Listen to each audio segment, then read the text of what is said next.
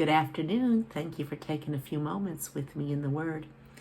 I want to get back over into Isaiah 55 where we were before, where it says there in verse 11 that the Word of God will not return void, but it will accomplish that thing in which it's sent to.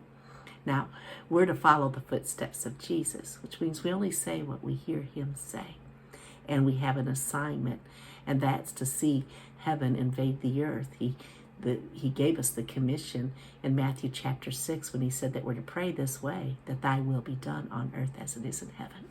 So we wait on the Lord, and we hear what the Lord is saying, and then we say what we hear Him say.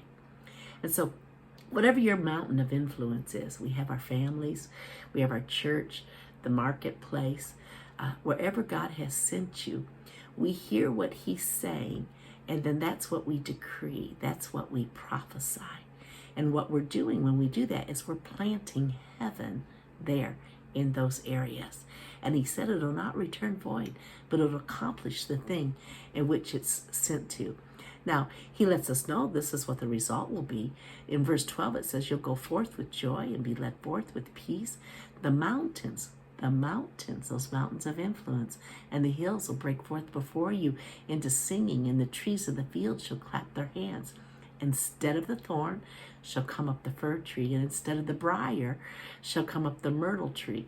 And so, in other words, where the curse used to reign in any of these areas that we mentioned, because we have planted heaven there by decreeing, declaring, prophesying what God has said, then what's going to come up out of that area is the blessing of the Lord, heaven on earth.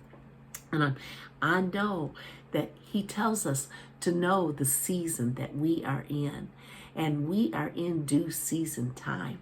There's been so many decrees and declarations and prophecies that I just know that it is time for many of those to come into fruition now in our time.